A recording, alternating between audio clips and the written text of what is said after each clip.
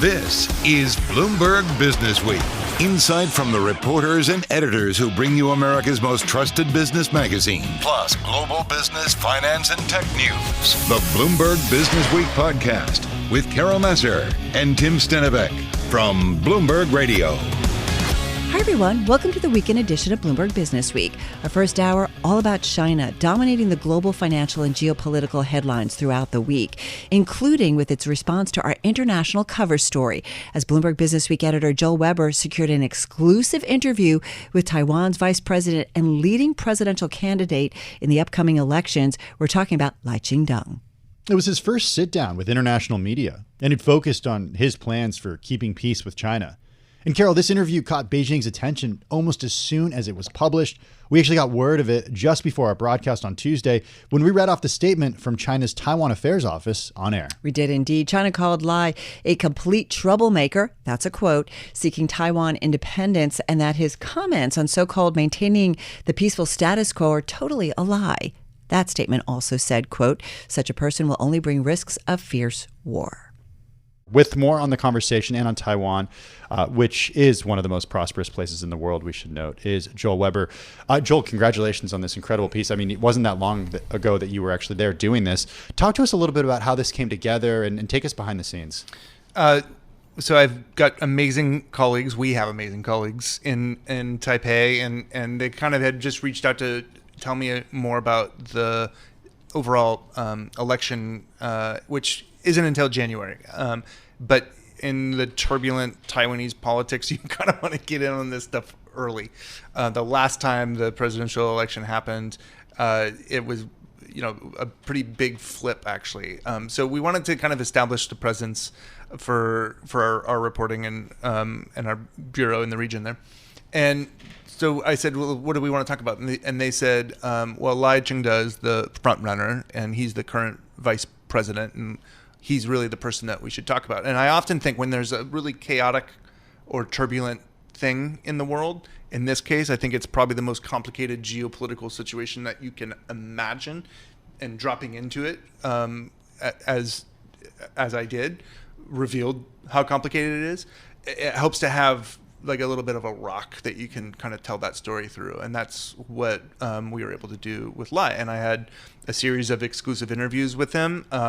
It's all tied to his transit, which gets to a thing that's part of the geopolitical complexity that I mentioned. If you're a Taiwanese official or elected official, you can't just do a round trip flight from Taiwan to anywhere in the U.S. You have to transit, which means that you have a stopover, which is effectively an extended layover. So he did that last weekend through New York en route to Paraguay. Paraguay happens to be one of the dwindling number of official sort of diplomatic countries that Taiwan has formal alliances with. The other ones, China has strategically managed to flip in recent years. So Honduras, Guatemala, these are countries that were once on Taiwan's side and have flipped to Beijing's corner. So Beijing and Taiwan is really what this story is about.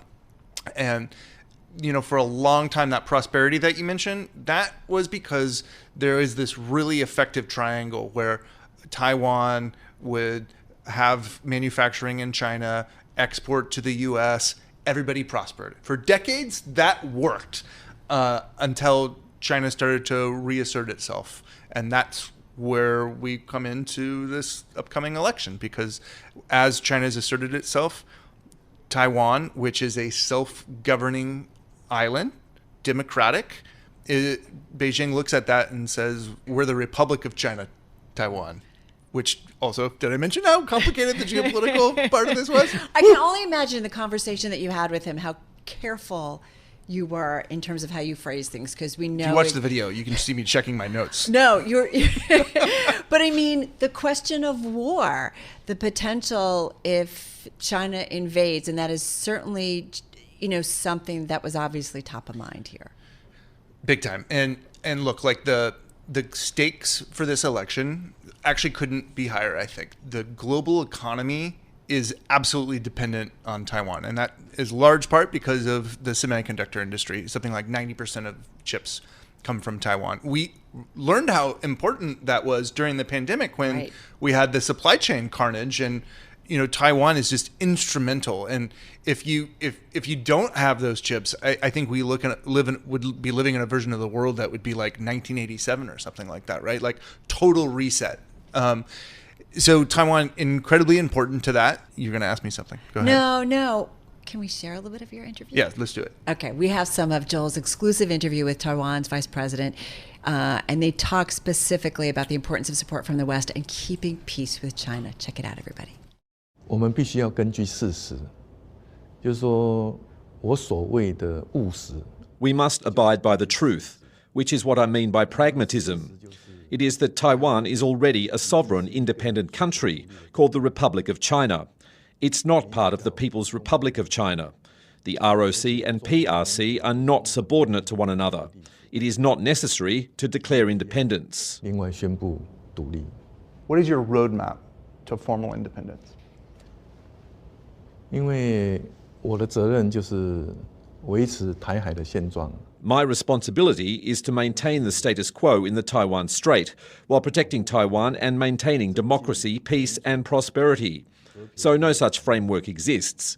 We must work to maintain the peaceful status quo because Taiwan is already a sovereign country.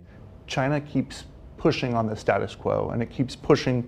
It's fired a missile over Taiwan, it's crossed the median line in the Taiwan Strait, and it's simulated a naval blockade. What is your red line? 台海现状的情势紧张， Increased tensions impacting the status quo in the Taiwan Strait have not originated from Taiwan. They are due to China's growing assertiveness. China not only seeks to annex Taiwan, it also hopes to change the international rules-based order. Under these circumstances, we must be clear. Taiwan's security is of international concern. Peace and stability in the Taiwan Strait is aligned with the international interest. 所以既然台海的问题是国际性的， Because challenges in the Taiwan Strait are a global concern, a global red line will also be Taiwan's red line and my personal red line. You've said provocative things in the past that will be of interest in Washington. How have you changed? 因为我是蔡总统国安团队的一员， I have been part of President Tsai's national security team. Together with the US government, we have responsible and clear channels of communication. We are able to share information effectively, understand where the issues are, and cooperate in resolving them. 目前这场选举就是两条路线。 This election is about choosing between two roads.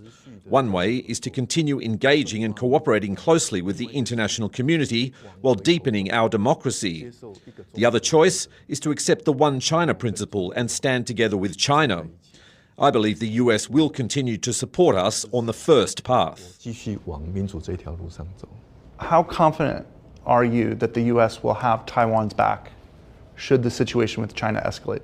因为美国是台湾的好朋友， The US is a close friend of Taiwan.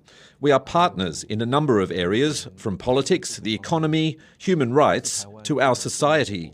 因为台湾的安全问题 Because Taiwan's security challenges are a global concern, the upkeep of peace and stability in both the Taiwan Strait and the Indo-Pacific region fulfills the common interests of the international community. I believe that all democracies in the world, including the US, would be aware of how to respond if such a scenario were to take place.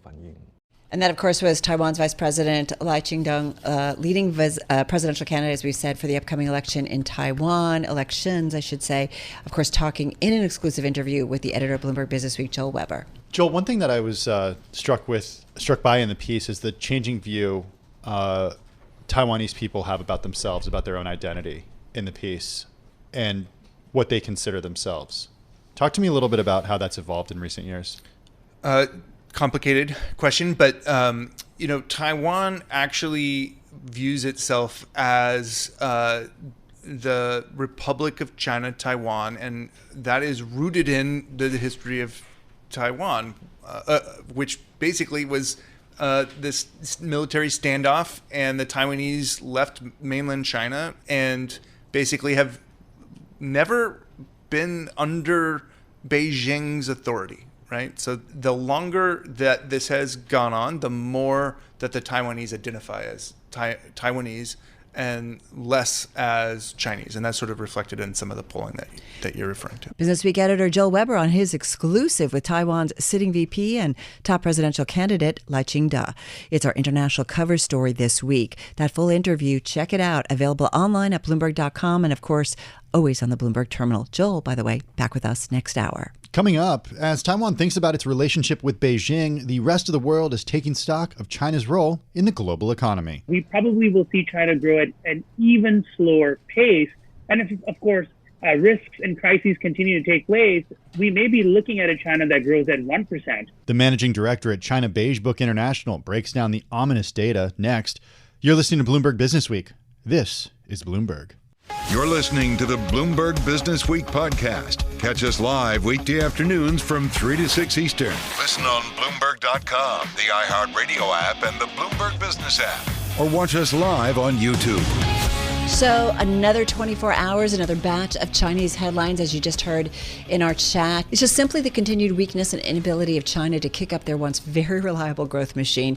The worries continuing, Tim, on news that one of China's biggest shadow banks skipped payments on several investment products, sparking rare protests in Beijing as the fallout from a deepening property slump spreads to the financial sector. And this has been the worry. Is this potentially China's great financial crisis? Not saying it is, we're just questioning. And that's a question we're going to continue to ask. The liquidity challenges we are seeing in China underscore how troubles in the property sector and China's weakening economy are now spreading deeper into the financial industry. Many trust products are backed by real estate projects run by troubled developers such as China Evergrande Group. And then, Tim, we learned Thursday that Evergrande filed for Chapter 15 bankruptcy protection in New York. That move shielding it from creditors in the United States while it works on a restructuring deal elsewhere. And that followed the earlier news in the week of China's central bank cutting interest rates by the most in 3 years in a bid to revive growth. A lot going on. So with us to discuss China's fundamental economic backdrop is Shahzad Kazi, managing director at China Beige Book International. They were founded back in 2010 to help institutional investors and corporate CEOs navigate China's notoriously black box economy. China Beige Book has developed its own private in-country data collection network to track the Chinese marketplace, gathering real-time economic data from thousands of firms across all of China's regions, sectors, and 34 discrete industries. We spoke with Shahzad on Wednesday and asked for his response to President Joe Biden's recent remarks in which he referred to China's economy as, quote, a ticking time bomb. I don't fully agree with the president's statement, although, of course, the president has it more right than many China watchers who do this for a living. What's going on in China is that you've got a structural slowdown in place. So the Chinese economy is well past the years where it used to grow in the double digits for sure, but even something like 6%, 7% growth is now, behind us. The growth that we're looking at into the future for China is probably something between 3 to 5% in the next 4 to 5 years, and beyond that, we probably will see China grow at an even slower pace. And if, of course, risks and crises continue to take place, we may be looking at a China that grows at 1%, or perhaps some years doesn't grow at all. Shahzad, is this just a factor of a maturing economy, or is the concern that the reopening was a disaster and that there are structural issues there? Yeah, there are a couple of things going on. The first one is that the old Chinese growth model, which everybody, I think, has been trained on, which is that you ramp up credit, you ramp up investment, and you juice that to get a high level of growth, that has really run out of road. Even if today Chinese policymakers were to continue doing big stimulus and big fiscal spending, they wouldn't be able to get those growth rates again anyway. So there's that structural component of it, inevitable slowdown, as I said, that's taking place. However, there has been a very important change that I think has gone largely underappreciated still by markets. That's that Chinese policymakers, I think President Xi on down, have decided that, look, we don't want that old growth model. We want something that's much more sustainable and much more healthy. And that means that we need to de-risk the system. We need to really work on deleveraging. We need to deflate the property bubble. And we need to transition the economy towards a consumer-driven economy rather than just this big industrial behemoth that China is. Will they ever get there is a separate question. Well, I was just going to say, Shahzad, are they Are they right to pursue that, to have something more sustainable? Although 1% growth longer term to me sounds like a bit of a bummer for one of the world's largest economies. Yeah, I think there's, the smart thing to do, of course, was to start working on this economic transition probably even sooner than they did. It just happens to be that they started really working on it with the COVID crisis ongoing as it is. And so you're getting this bit of a double whammy right now, right? With the cyclical downturn, COVID-induced pressures, and of course the structural slowdown all happening more or less at the same time.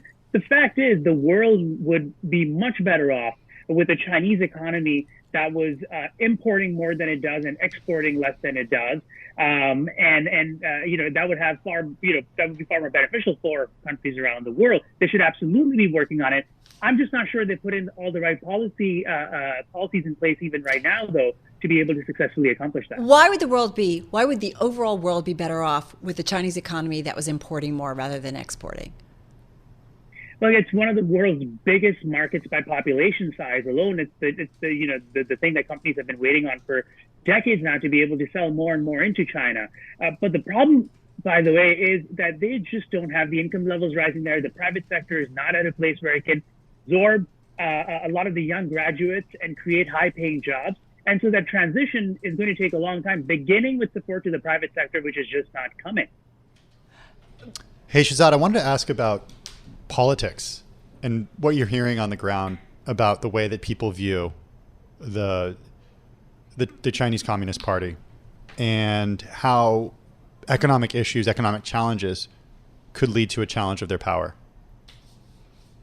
Yeah, I tend to be very, very bearish on the idea that the ongoing economic crisis, and really is a multi-year crisis at this point, is going to threaten the long-term control of either, President Xi or the Communist Party. I think there's been a lot of work done to consolidate power. There is nobody within the party today even who could challenge President Xi, let alone outside of the party, which is a very small probability event. I don't foresee the current economic challenges that China is facing as threatening the party's control. It may sour people on the party. I think China, we may see more, unrest, may see more protests building up. But I just don't think we're in a place where the party loses its control or is even remotely threatened. Shahzad, I have to go back to where you said the world would be better off with a Chinese economy that imports more. Increasingly, though, it does feel like President Xi, he is all about cultivating, developing the domestic economy. I understand the import of that. How does, though, companies have been clamoring for 30, 40 decades to get into China and tap that domestic market. And it increasingly looks like anybody who's not a Chinese-based company will not benefit as much unless you're Elon Musk, potentially. So I'm trying to understand how the world ultimately benefits if President Xi's goal is to produce domestically and then sell to its domestic, to sell to its people, especially if it feel like the tensions that continue increasingly cut China off from the world. You're absolutely right about the fact that bulk of the American companies, the Western corporations that have made long-term China bets actually have eventually, especially in the automotive industry, even, and Elon's facing a lot of problems with having to do price cuts and so forth. Yes, they absolutely ultimately will lose market share to their domestic rivals, which the state backs. I think there are sectors where that is more true, and then there are probably sectors where that is less true. I don't see today the goal of the Communist Party to be this completely self-serving type of entity where they produce and sell to themselves and they have no foreign reliance whatsoever. That's not the model that we're looking at. So I think if China were to actually become a more prosperous country, bring down inequality levels, become a higher income country, they would be importing the kinds of services and not just actual goods, but other services that the developed world today does. If you look at the luxuries market, you could potentially see that getting bigger. Obviously, we know that there are all sorts of reliance on even basic things like foodstuffs that China remains very much dependent on. So I think it's not even just China importing, but what is China importing? It's not just commodities and oil and iron ore, but other higher end value things as well. Shahzad, got to be really fast. 15, 20 seconds. What would make you get really nervous that maybe China's having its own great financial crisis? Be very quick. If a range of these major developers are allowed to fail and fail completely. I don't think it's going to happen. I don't think we get a Lehman moment or a great financial crisis in China. It's not a commercial financial sector the state will step in to provide support, even if it's in part. So great to check in with you. Shahzad Kazi, Managing Director at China Beige Book International, joining us on Zoom. Thank you so much. You're listening to the Bloomberg Business Week podcast. Catch us live weekday afternoons from 3 to 6 Eastern on Bloomberg Radio, the Bloomberg Business App, and YouTube. You can also listen live on Amazon Alexa from our flagship New York station. Just say, Alexa, play Bloomberg 1130. China's top leaders pledged this week to expand domestic consumption, support the private sector, support the yuan. There's a lot going on. Bottom line, it is all about attempts to boost confidence in the Chinese economy as markets sink and concerns grow over the property market, continued concerns really, and potential financial fallout as a result. And then growth just continuing to disappoint in the Chinese economy. As we continue our discussions on the many challenges facing the People's Republic, we bring in a familiar voice to help us understand how things have gone so far awry. We've got back with us Dexter Roberts. He's Director of China Affairs at the Mansfield Center at the University of Montana. He's also an award-winning journalist, former Bloomberg Businessweek China bureau chief. His book, The Myth of Chinese Capitalism, The Worker, the Factory, and the Future of the World, was chosen as one of The Economist's best book of the year for 2020. Very pleased to have him back with us, joining us from Missoula, Montana. Well, you know, whenever we get you back, we know that it's because there's something big going on in China. And this has been happening for a while, and we wanted you to get back with us for a while. We spent some time with Shahzad Kazi earlier from China Beige Book. Give us the 30,000-foot view here. As somebody who spent so much time in China, what your impression now as a former insider, now an outsider, what you're seeing happen and what you're hearing from your sources on the ground. Yeah, well, I think what China's really dealing with all this bad economic news we're hearing, is trying to work out some serious structural challenges. So this is not cyclical. And that, by the way, means that the latest surprise rate cut on Tuesday, I'm not confident is going to help much. So China's in the midst of, this is up from the 10,000 feet up, it's in the midst of this transition from its previous investment and debt-driven economic model to one they hope would be much more driven by household consumption. And they are really struggling with that. Confidence amongst households and amongst companies is a huge challenge still today. It actually mirrors very much so what Shahzad said to us. This whole idea of the world would be so much better with a Chinese economy that imports more, and that, you know, you have this domestic economy that is spending a domestic home front, if you will, that is spending more on stuff, kind of maybe more to some of the developed world. So, Tiff, many of us are outsiders, haven't spent the time in China like you have. We see these headlines. It feels like a lot. It feels like, you know, we're hearing about the potential for Chinese contagion. How do you think we should be smart in terms of reading these headlines? Well, I think one thing we have to keep in mind is that as long as the leadership in Beijing, and I'm thinking particularly the very top leaders in Xi Jinping, continue to have this focus on politicizing the economy and basically masterminding from above how they want things to change, and that includes the latest news about more instructions to investment bankers, economists, and company officials to make sure they don't say negative things about the economy. But then obviously this extends much further into the economy. As long as they keep doing that, I think these changes we see, on a weekly, monthly basis are not going to make a lot of difference. And by the way, that politicization of the economy has huge repercussions within China as well. We see it with this. We see it with wealthy people voting with their feet, if you will, and trying to move abroad, including moving their capital abroad. But does it actually move the needle when it comes to the power that the Chinese Communist Party has? Shahzad said no, it doesn't. Well, I think that's the issue. The Communist Party is more powerful than it has been in literally decades. I was there for almost 25 years, and I never saw anything like this, even as the Communist Party did interfere in the economy. But they've moved it to a whole new level of meddling, if you will, in the economy. And I think that's a reality we're going to be dealing with for quite a while, as long as we have Xi Jinping continue to be in charge here. A company that is constantly meddled in, to me, maybe has limits ultimately, especially if you're trying to attract investors or outside investors. Maybe China doesn't need outside investors. I mean, will it ultimately? I mean, does it need to be kind of part of the open world capitalistic society, or can it just do it on its own? I think that it cannot do it on its own, and unfortunately, the top leadership seems to think that they can.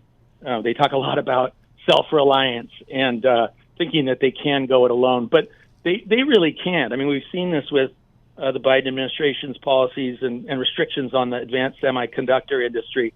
These really, really hurt China. China needs the world, needs the technology, needs the investment, technology in particular, to keep moving up the value chain in technology, and particularly things like advanced semiconductors. And so I don't think they can go it alone at this point at all. Hey, so when, Tim and I talked earlier, because this story kind of struck me, and we know it's been coming because it's not new, but the Apple supplier Foxconn beginning iPhone 15 production in India, really ramping up efforts. Like, when we see stuff like that, is that exactly what China wants? Because they want to be on a higher plane in terms of technology. They don't want to be just manufacturing everything. So is that okay? Or is that something that's going to be problematic for China? Short term, longer term? I don't know.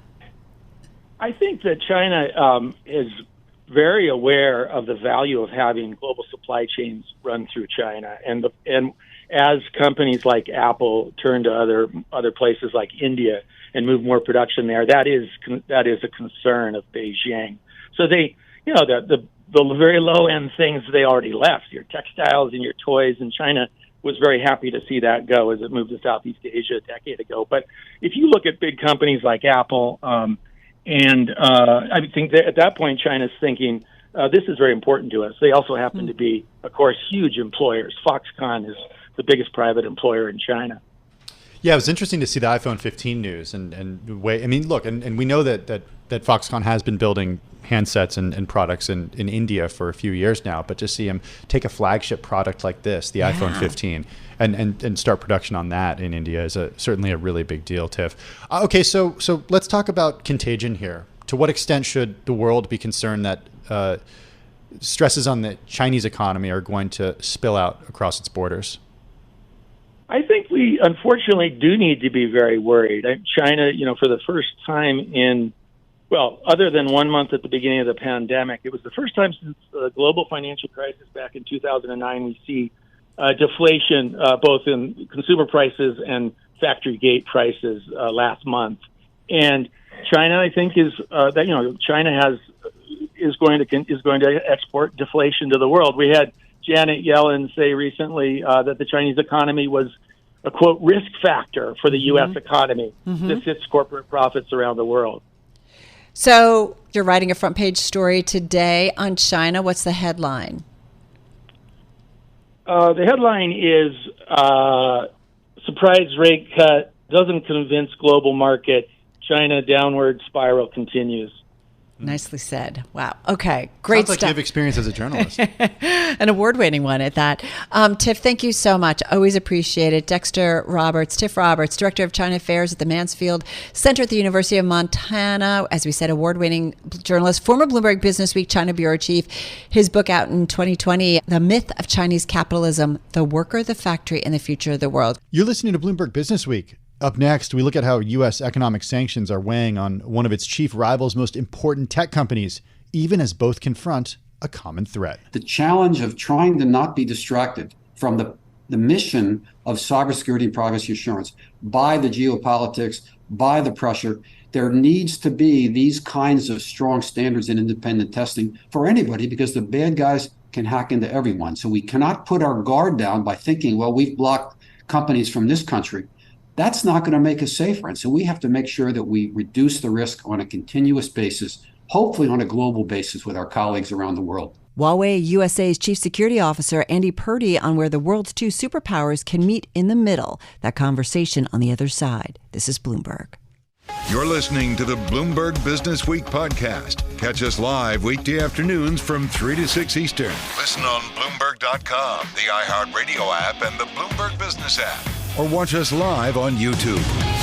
Earlier this month, Huawei Technologies reported a third straight quarter of sales growth after new businesses such as cloud services and a resurgent smartphone unit helped mitigate the fallout from U.S. sanctions. And as the company tries to revive its high-end device business, it's also being forced to navigate an increasingly fractious U.S.-China relationship. For more on how the company is handling these ongoing tensions, we turn to Huawei USA's Chief Security Officer, Andy Purdy, who was also once a White House staffer and a U.S. Department of Homeland Security official. Well, I think the way I would like to see an approach to these issues globally is to try to consider what's in the best interest of the United States. And a number of these issues, such as what kinds of products can be sold to what companies, can be fairly complex because there can be a risk that one can cut off your nose to spite your face and really can threaten American jobs. So we've been interested in talking to the U.S. government for some years, but right now it's really a global situation. And we have colleagues around the world, I've spoken to several in Europe, that the challenge of trying to not be distracted from the mission of cybersecurity and privacy assurance by the geopolitics, by the pressure. There needs to be these kinds of strong standards in independent testing for anybody because the bad guys can hack into everyone. So we cannot put our guard down by thinking, well, we've blocked companies from this country. That's not going to make us safer. And so we have to make sure that we reduce the risk on a continuous basis, hopefully on a global basis with our colleagues around the world. It's also about business for you guys, right? Because it hurts business to have these sanctions by the U.S. Yeah, we had about a $30 billion hit in our revenue a couple of years ago when they blocked the 5G chips from being allowed to be sold from American companies to Huawei. So our consumer devices took basically a permanent hit. And so we have regrouped. We've raised our research and development up to 25% of our gross revenues.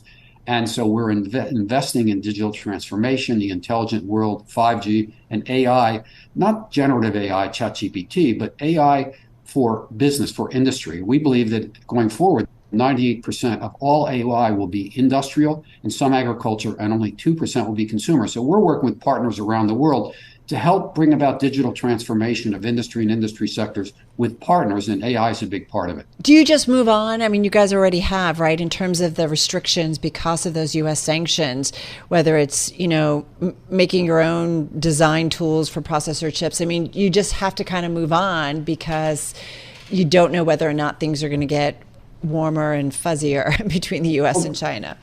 That's right. We're not going to look back. We're not going to particularly complain about it either. And the excitement of working with our partners and customers around the world, there's a whole lot of places in the world that want to do business with us, a whole lot of places in the world that are going to benefit, and our partners know that we don't make money unless they make money. So bringing these new technologies in smart mining, in ports and healthcare, in transportation, smart cities, and frankly, green energy, reducing the carbon footprint, using technology, not just limiting access to fossil fuels, but technology that can help reduce the carbon footprint and create greater capacity for green energy, both in creation, in transmission, and storage. So, yeah, we're not looking back. We're looking forward, and it's an exciting future. Andy, you're in D.C., and I can imagine the conversations that you're having with either regulators or lawmakers. How would you describe the environment between U.S. and China right now? We're just a small player in a large world, and we're a privately owned company. We can't affect those issues. We are just going to move forward doing what we're doing, working with our customers in about 170 countries and helping them meet the requirements of government in their various parts of the world. Of course, at the global level, we hope we can find common ground and help reduce the toxic political environment somewhat. That was Huawei USA Chief Security Officer Andy Purdy. To hear our full conversation with Andy, head on over to our podcast feed. And that wraps up the first hour of the weekend edition of Bloomberg Businessweek from Bloomberg Radio. Coming up in our next hour, our domestic cover story details a cryptocurrency scam for the ages. Plus, our undercover reporting expert guru, there's a lot of names we like to call him. Anyway, he takes us inside one of the world's most exclusive travel hotspots and reveals the secrets of the Mediterranean version of Pleasure Island. This is Bloomberg Businessweek. I'm Carol Massar. And I'm Tim Stenovec. Stay with us. Today's top stories and global business headlines are coming up right now. You're listening to the Bloomberg Business Week podcast. Catch us live weekday afternoons from 3 to 6 Eastern on Bloomberg Radio, the Bloomberg Business App, and YouTube. You can also listen live on Amazon Alexa from our flagship New York station. Just say, Alexa, play Bloomberg 1130. Plenty ahead in our second hour of the weekend edition of Bloomberg Business Week. We are drilling down on tech used both for good and for bad, as well as travel, including what our intrepid reporter Brandon Presser learned working as a nightlife fixer in Ibiza. Or Ibiza. What do you say? I say Ibiza. Ibiza. Because I'm, Not cool. Yeah, No, I'm just kidding. I did live in Spain for a semester, but still, I don't want to butcher it. We're going to take you there. It's a great story. Things like helicopters to and from and hangover cures with IV injections and making sure there is lots and lots and lots of champagne. That's champagne you're talking about? Okay. Brandon takes us there because that was his job undercover. Plus, with summer starting to slip away, we're going to get some tips on booking your next trip and when might be the best time to secure the lowest possible airfares. Sign me up. First up this hour, this week's domestic cover story, excerpted from an upcoming book from Bloomberg News investigative reporter Zeke Fox. It's due out in September. It's a must-read for anyone interested in the global knock-on effects of what turned out to be a multi-trillion-dollar financial delusion. And sadly, the monetary fallout is only part of the story Zeke uncovers in his book. It's called Number Go Up, Inside Crypto's Wild Rise and Staggering Fall. We get a sneak peek from the author himself, as well as the editor of Bloomberg Businessweek, Joel Weber. This is an amazing excerpt. I'm so excited for Zeke in this book, Number Go Up. You can pre-order your copy right now on Amazon.com, right, Zeke? And this is a little sneak peek of where some of the book goes, and we're just so tickled to have it as an excerpt in this current issue and as our cover story. And we're talking about Zeke here, and it all begins with this text that he got from a person named quote unquote Vicky. Who was Vicky, and what text did you get, Zeke? Yeah, so Vicky sent me a text out of nowhere saying like, "Hi David, how's it going?" or something like that. And like, I'm not David, obviously. So I've been getting a lot of these. I've been kind of curious about them. I decided to. Yeah. I mean, Tim says he gets them. Carol gets them. I ignore. Yeah, ignore, delete, report as spam if you can, right? But scared. You wrote back. Yeah. And the first part of this, like, it's probably about what you would assume, where Vicky, she tries to make friends with me. She's flirting a little bit. She's sending me suggestive pictures.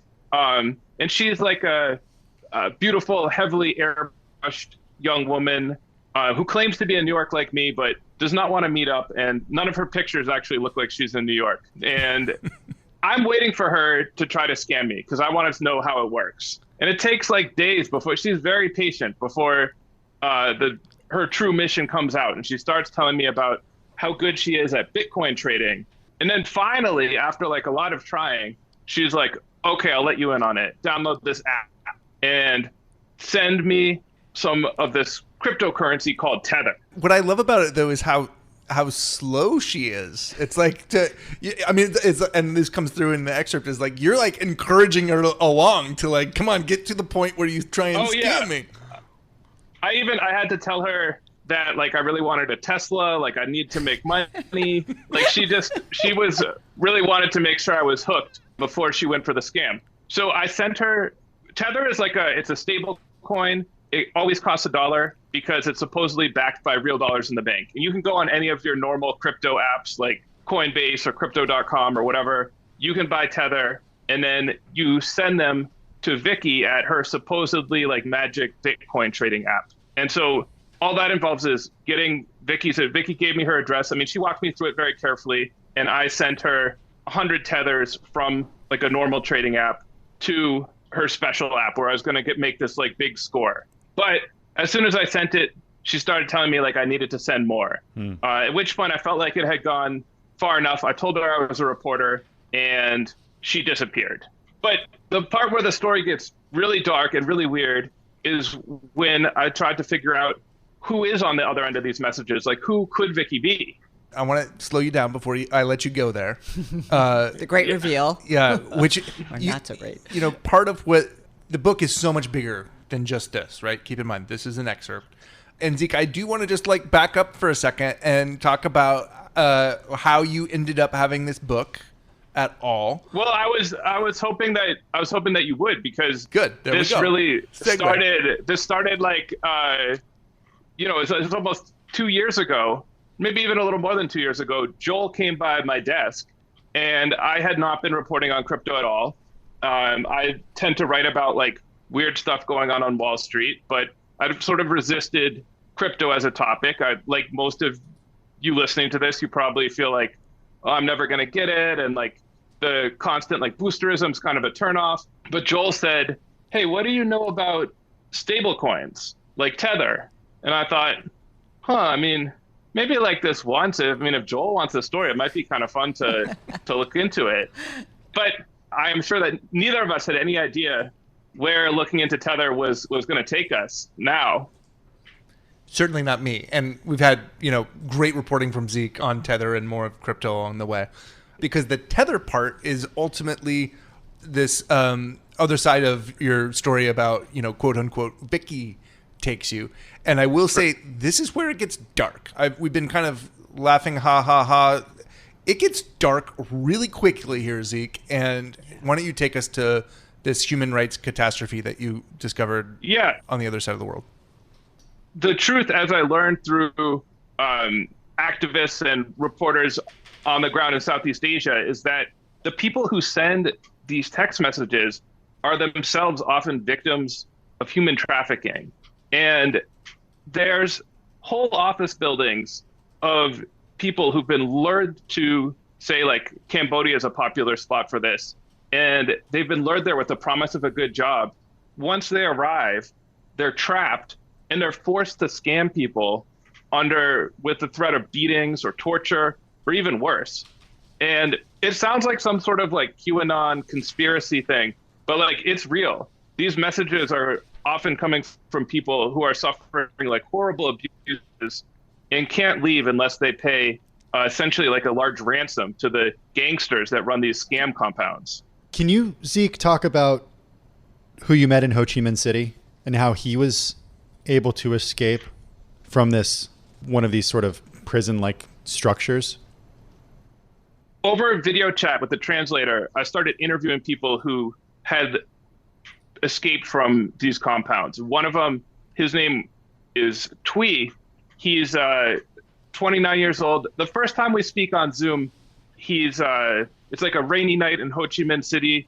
He's walking down the street, smoking a cigarette. I can see that he's missing quite a few teeth. And he tells me that he lost them in like a horrible beating by his captors. And it was truly a desperate situation. He'd been tricked into going to Cambodia.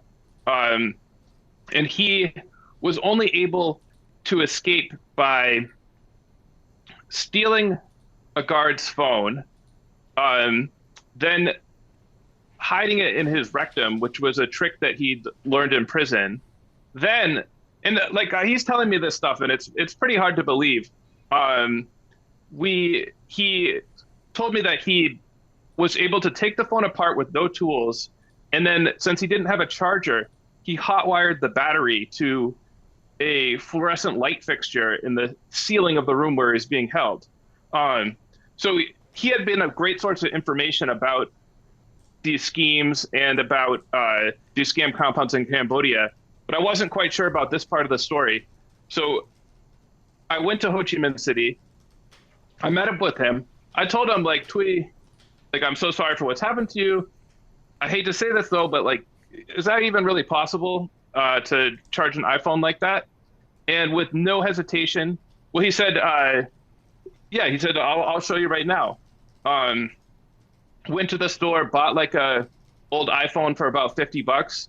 And with no hesitation, he took apart a lamp, an LED light bulb in my hotel room, wired it to the battery, and got it to turn on. So it was. So you can do that. Incredibly impressed. We have about a minute left here, Zeke, and we know so much more in your book, but this particular excerpt, I mean, how does it make you think kind of about, the crypto world where we are a lot of questions out there? to me, this is like the one. I looked all over the world, from like El Salvador, Philippines, Bahamas, everywhere I went, crypto was not really living up to the hype. Here, sadly, it was extremely useful for these scammers. And to me, it explained, these types of illicit uses could explain a big part of crypto's continued popularity in the face of like so many reasons to avoid it now. Our thanks to Bloomberg News investigative reporter Zeke Fox and Bloomberg Businessweek editor Joel Weber. Zeke's new book, Number Go Up, Inside Crypto's Wild Rise and Staggering Fall, is due for release in September. You're listening to Bloomberg Businessweek. Coming up, we spotlight an organization that's bringing opportunity and education to young women and underrepresented groups in the field of computer science. The team from Code with Klossy on its mission to inspire a love for technology in young people. That's next. This is Bloomberg. You're listening to the Bloomberg Business Week podcast. Catch us live weekday afternoons from 3 to 6 Eastern. Listen on Bloomberg.com, the iHeartRadio app, and the Bloomberg Business App. Or watch us live on YouTube. Get this. Got a number for you, Mr. Stenovec. Okay. Less than 20% of undergraduate computer science degrees go to women. Less than 20%. And that data is coming from the National Science Foundation. So that means 4 out of every 5 degrees, 4 out of every 5 in an industry already dominated by men. Have you seen the Barbie movie, anybody? Go to men. And our next guests are trying to change that and get more young women and individuals into coding. Yeah, very pleased to have with us this afternoon Ozi Emiokparia, the CEO of Code with Klossy. Also with us is KWK's Content and Community Coordinator, Alexis Williams. KWK is a nonprofit organization that receives funding from Bloomberg Philanthropies, the philanthropic arm of Bloomberg LP. It is the parent company of Bloomberg Radio. Ozi, I want to start with you.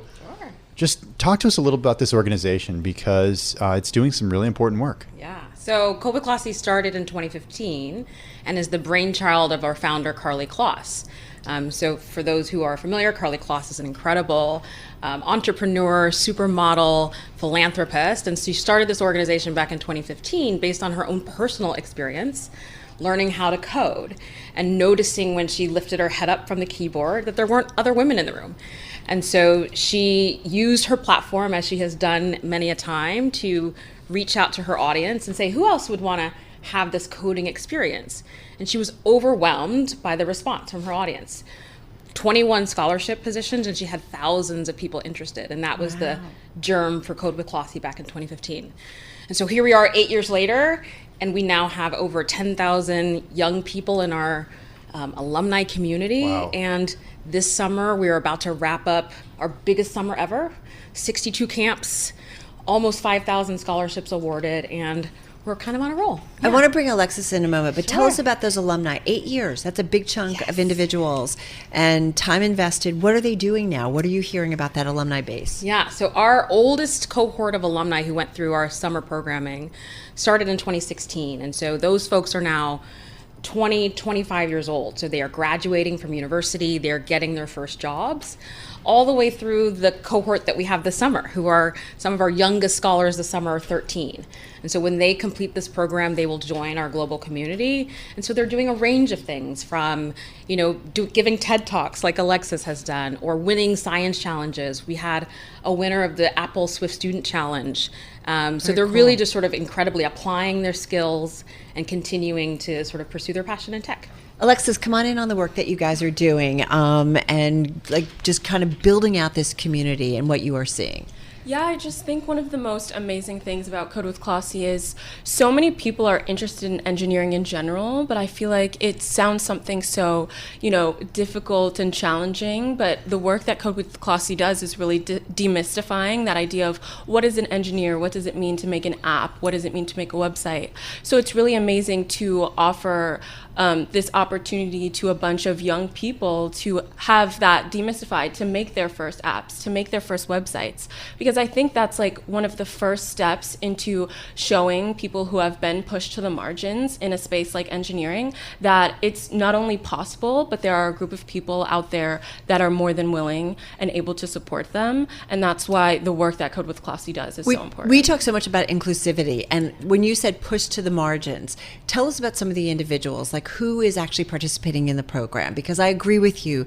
I hear more and more when we talk about diversity, it's about inclusion, feeling like you're belonging, and that if you might be curious, but you're just like, I don't belong.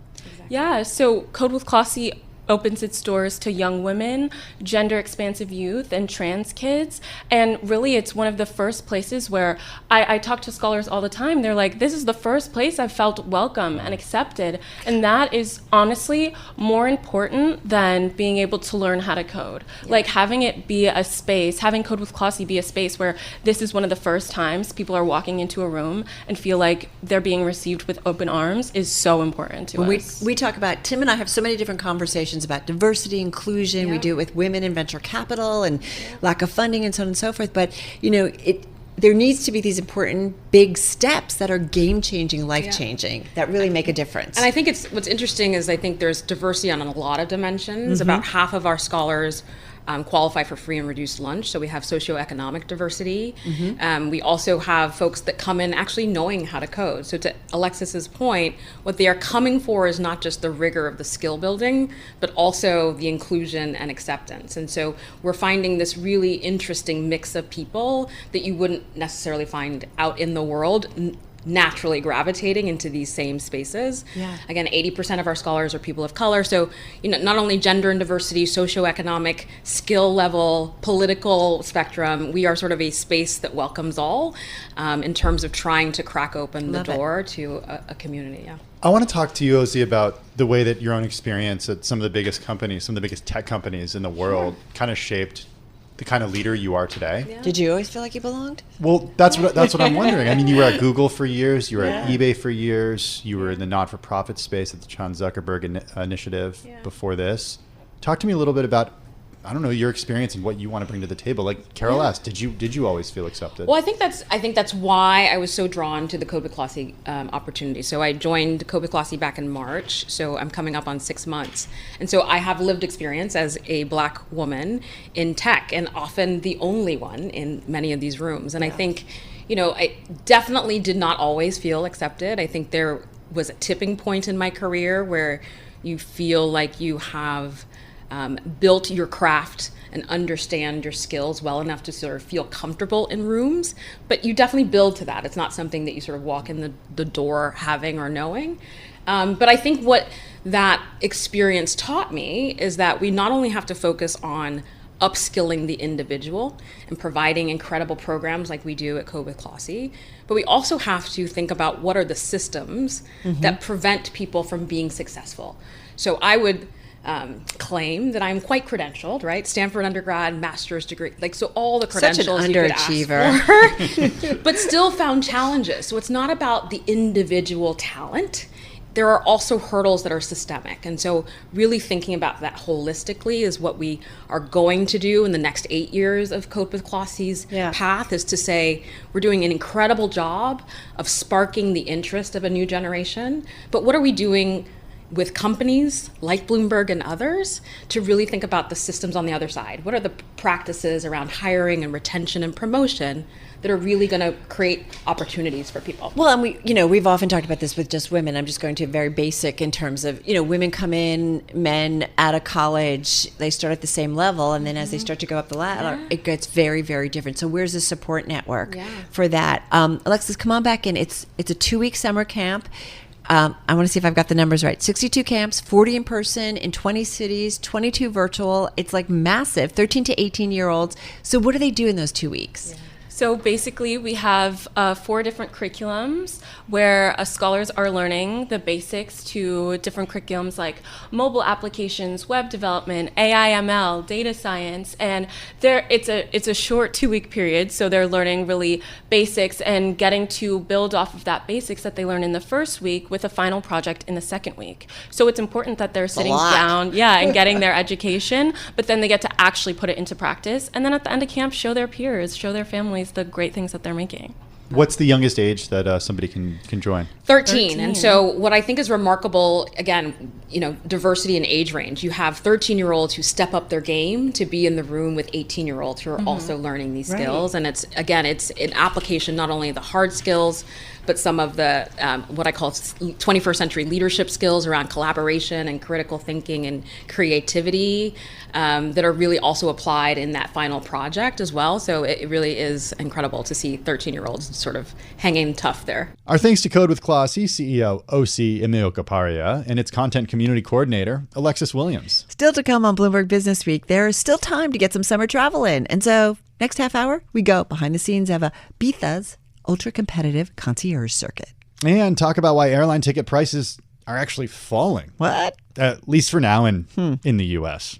This is Bloomberg. You're listening to the Bloomberg Business Week podcast. Catch us live weekday afternoons from 3 to 6 Eastern. Listen on Bloomberg.com, the iHeartRadio app, and the Bloomberg Business App. Or watch us live on YouTube. Time for Bloomberg Pursuits, and this week's opener includes another riveting and funny tale of the reporter that goes behind the scenes. We always look forward to what he does. He works at exclusive spas, on cruise ships, at Disney World, at LAX, New York's Plaza Hotel. He gets the inside scoop and finds out what exactly goes on. Well, this time around, Brandon Presser spent a week working as a concierge at a luxury villa booking agency in Ibiza. Did I say that right, Brandon? In your piece, get the TH. You Ibiza. Get the Ibiza. Okay, this is where week-long rentals can easily reach well over $300,000. Brandon joins us along with Bloomberg News travel czar Nikki Eckstein. Nikki, every time we think Brandon can't pull off another one of these inside jobs, he outdoes himself yet again. This time in the island of Ibiza. I feel the same way. I feel like we've been doing this series for 6 or 7 years now, and every time that we come up with a new idea, it just boggles my mind the extent to which Brandon commits to these jobs and digs up the craziest stories ever imaginable. All right, this was definitely a slice of a very different life from mine. So, Brandon, come on in. You are actually at an airport as we're talking because you're constantly traveling and on the road. Tell us about what you did in Ibiza. Well, this one was really interesting because what I like to do is I like to focus on sort of the averages and the extremes because, when you go behind the curtain of hospitality, both of those things are really interesting. But on an island, it sort of becomes this pressure cooker. So there was a lot of really interesting social dynamics and status anxiety that was at play as well. Who are these people who are spending $300,000 for a week on Ibiza? Come on, Tim, you did that last week, didn't you? I'm just like, but because in your piece you have it's like a kind of a diverse group of very wealthy people, like executives from Apple have been there. Who else is there? I mean, it's every celebrity and influential person imaginable, and I think in the way that you think of wearing like an aloha shirt to Hawaii, everyone dresses in this sort of boho chic. Everyone puts on their cosplaying macrame and linen and rattan and really gets into the vibe. I haven't been somewhere at my home that's full of that kind of stuff. All right, Nikki, come on back in here. So when you knew that this was the assignment for Brandon, what is it that you wanted to know? Tell us about kind of, the conversations back and forth here. Well, it's always really funny because people will assume that we just want to kind of dig up the dirt wherever we go, and almost the opposite is true. What we're really looking for is what we call service heroics between the two of us. We're really trying to shine a light on how hard the hospitality industry works to make everybody happy, even when what they want is completely ludicrous and would make you just drop your jaw to the floor. Okay. But there are people who that's their job, to take it seriously and deliver. Okay, speaking of completely ludicrous, Brandon, I wonder where you're going to go because there's a lot of ludicrous here. I'm going to the nieces. The nieces. Who are the nieces and the nephews? The nieces. Well, the origin story is that at this wonderful hotel, the Sir Joan Hotel, very close to the Pacha nightclub, there was a man a few years ago who arrived at the hotel with 5 beautiful women, and he introduced them to the staff as his nieces. And the moniker stuck. So anytime that there's an individual who comes to the hotel that isn't staying at the hotel, whether it be for 30 minutes or 3 hours or for the whole night, they are lovingly referred to as nieces or nephews. You always see that in movies, too. Right now, it's like, it's my niece. It's like, wait, what? You're 80 and she's 20. Okay. Tell us about also, Brandon, some of the kind of crazy things you did. I know that there was lots of champagne. There was the DJ. Yeah, let's go there because the DJ apparently... It's not only about David Solomon at Goldman, the DJ being gone. It's apparently I love that you went there, Carol. Well, didn't we all think it? I'm like, I wonder if on the side. Anyway, tell us about the DJs, Brandon.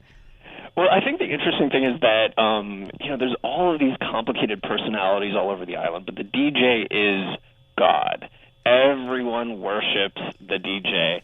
And I thought it was really interesting that when I was asking a lot of people who do the bookings, what are the biggest requests that the DJs ask for? It turns out they're all pretty low-key.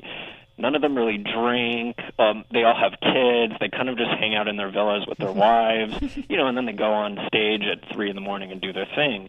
But they're actually sort of the least diva-y of all the people that I encountered, which I thought was kind of fun. What about when it comes to what people are eating? It's more what people are drinking. Yeah. Well, Carol already went into that. I mean, we didn't talk about the bathtub full of champagne, but lots and lots of bubbly. One of the most interesting things about being on the island was all the things that were unsaid, and probably the things that I need to leave unsaid here. Okay. But a lot of fuel. That's our Brandon Presser After Dark, but we'll get to that later. Yeah, go ahead. Yeah, that will get you through the night. Fuel that will get you through the night. Okay. So, I get it. Nikki, come on in. When you read through Brandon's story, I mean, what was it that you were like, oh my God, this is incredible? Well, I have to tell you guys, what publishes ultimately in the magazine is what Brandon liked, 2,000 words at most, and maybe 2,500 words. Brandon will file these incredible digests to me that clock in at some 7,000 words. What I'm trying to say is that there is so much gold left on the cutting room floor, and I wish that we could go through all of it. But I think my favorite highlights are the bathtub of champagne, a literal bathtub of champagne. Nuts. By the way, it starts at €4,000 if you're curious. Maybe that's something you want to do. And I do love the food stories about people who think they're so fancy partying in Ibiza, but really all they want is frozen pizza and oodles and boodles of McDonald's. I just thought the juxtaposition of these things was absolutely hilarious. All right, so what I want to know too, Brandon, is there's tons of people, 2 million vacationers that arrive on the island, right, each summer. A lot of people, or a lot of them are regulars. Is there something you do that's you're just totally I got this, I know how this works, and then you can tell the people who just don't have a clue? Yeah, I was asking a lot of insiders on the island, people who live there or spent, majority of the year there. How do you tell the difference between the dress up and the real deal locals? And a new friend that I made on the island, he told me that the bigger the hat, the bigger the brat. And this is something that got left on the cutting room floor, but I just thought it'd be really fun to include right now. And essentially, the more you dress up, the more of a faker you are. Oh, so dress down. If you're full of labels and brands, people are yeah, you're not the real thing. Is that fair? Yeah, he told me he invited a crypto guru over to his villa to have dinner, and he showed up with a hat so large it looked like a flying saucer. Maybe that's just how they do things in crypto land. Brandon, what about showing up to a party and trying to get in if you don't actually have an RSVP? Well, so at the big clubs, it's really just a swipe of a credit card. I mean, you're looking at clubs that have a capacity of 5,000, 6,000, 7,000 people, but then there's all these different ways to get in. There's if you're working on Ibiza, you can actually get a worker's permit, and it's basically a free pass to get into any of the clubs when you're off duty. And then you have these guest lists, and then there's the industry list. So there's really all of these permutations for access. All right, Nikki, we're saving the last question for you to ask Brendan, because you know this story inside and out. What do you want to ask him as we get ready to wrap up? Oh, God. What do I want to ask Brandon? Would you go back to Ibiza ever again in your whole entire life? No, I don't think so. I think that I had such a special and uniquely weird experience that I kind of want to live in that fantasy forever, and I think we need to do one of these in Mykonos next year. Ooh, oh, nice. That's a good idea. And we'll carry your luggage.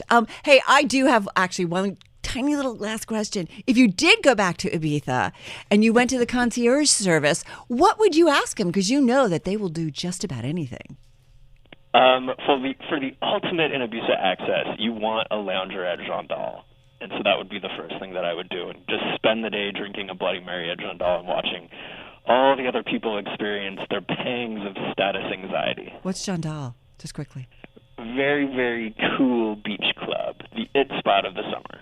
I can imagine, and not in a big hat, right? Because a big hat is a really big brand. As little macrame as possible. We love. Another gem from the mind and undercover mastery of Bloomberg contributor Brandon Presser. Check out his latest work. It's the opener in this week's Pursuit section of Bloomberg Businessweek. Find it online on newsstands, on the terminal. Great artwork as well to accompany this piece, as always. Our thanks to Brandon and, of course, Bloomberg News travel czar editor Nikki Eckstein. You're listening to Bloomberg Businessweek. Coming up, we got more on travel. Not necessarily so pricey when we talk $300,000 a week villa stays in Ibiza, but, more travel nonetheless. Tim, it's Ibiza. Ibiza, I'm sorry. All right. We're just trying to get an airfare that won't break the bank, something much more down to earth. That story's coming up next. This is Bloomberg. You're listening to the Bloomberg Business Week podcast. Catch us live weekday afternoons from 3 to 6 Eastern. Listen on Bloomberg.com, the iHeartRadio app, and the Bloomberg Business App. Or watch us live on YouTube. The latest U.S. CPI print showed that inflation was held down in part last month by declining airfare prices. So yay, we can finally afford airline tickets, which have shot up on all of the travel demand, especially for overseas travel. Well, to talk travel trends, airline ticket prices, and more, we welcome back to the program Haley Berg, lead economist at the travel app Hopper. When we look at the domestic market, a lot of what we're seeing this year is being driven by increased capacity from airlines. We typically see a pretty tight relationship between fares and how many seats are available to book. Right now, we're above 2019 levels. There are more seats available to book on domestic airlines now than there were at this time in 2019. That combined with better jet fuel prices, down significantly from last year, still a ways to go compared to 2019, and demand opening up to international destinations, all has combined and has really added to a seasonal effect. Typically, fares drop at this time of the year, but that's being compounded by this increase in supply, shift in demand, and some relief on costs. And that's how we end up with prices about 10% lower than last year and versus 2019. So did the international tickets, or are they just like totally exempt from this? We're seeing, because since demand is so high, international is continuing to be expensive. International remains extremely expensive on long haul routes. Think fares to Asia, well over $1,400, up almost 60%. That's an economy? That would be an average, what we call a good deal price. So an economy, basic economy ticket, pretty much anything excluding first or business. Okay. All right. So Asia, what about Europe specifically? Europe was very expensive this summer, peaks over $1,400 a ticket, but we have seen significant improvement in the last couple of weeks. Some of that is seasonal, some of that is supply. Airlines have gotten back to about 97% of 2019 capacity. So we have seen demand shift back international. If it feels like everyone is in Italy, it's because they probably are. You're like the third person. You're like the third person to say that to me. Everybody's going. Like if you open up Instagram, apparently. Where's the place to go? Sicily? Is it like because of the White Lotus? We are definitely seeing some what we call set jetting. So Palermo and Taormina in Sicily are very popular, but then some of the usual suspects. We see the Amalfi Coast, Rome, and Milan, Lake Como, very popular this time of year. So what happens? Does it stay this way, or then once we start to get closer to holidays, we start to see an uptick? On the domestic front, we have a couple more weeks of these low fares. We're expecting them to bottom out this month, and then they'll start rising in late September, early October, when travelers are starting to plan those trips for Thanksgiving and Christmas. And we'll see them rise back to reach about pre-pandemic levels in December. We'll pretty much match where we were in 2019 and 2022 in December, about $280 a ticket if you're booking something at the end of the year. Okay, so when should we be booking for holidays? Not yet. It's too really? early. It's too early. Everyone is feeling trigger happy, but the sweet spot for booking your trips home for the holidays is actually from about September 14th to October 14th. So that 4-week window at the end of September and early October. Fares for trips home for the holidays, they start incredibly high in the summer. You'd be paying about 20% more than previous years if you booked right now. But if you wait, they're going to come down during that sweet spot. That's really when you want to book. That was Haley Berg, lead economist at the travel app Hopper. And that wraps up the weekend edition of Bloomberg Businessweek from Bloomberg Radio. Thank you so much for joining us. Be sure to tune in to Bloomberg Businessweek Monday through Friday starting at 3 p.m. Wall Street time on Bloomberg Radio and on Sirius XM channel 119. You can also watch our daily broadcast on YouTube. Just search Bloomberg Global News. And we're simulcast on Bloomberg Originals, available at Bloomberg.com/originals, and streaming platforms including Roku, Amazon Fire TV, Samsung TV Plus, and more. Find our Bloomberg Businessweek podcast at Bloomberg.com, Apple, or wherever you get your podcasts. The latest edition of the magazine is available on newsstands now at Bloomberg.com and always on the Bloomberg terminal. I'm Tim Stenovec. And I'm Carol Massar. Have a good and safe weekend, everybody. Stay with us. Today's top stories and global business headlines are coming up right now. This is the Bloomberg Business Week podcast, available on Apple, Spotify, and anywhere else you get your podcasts. Listen live weekday afternoons from 3 to 6 Eastern on Bloomberg.com, the iHeartRadio app, TuneIn, and the Bloomberg Business App. You can also watch us live every weekday on YouTube and always on the Bloomberg terminal.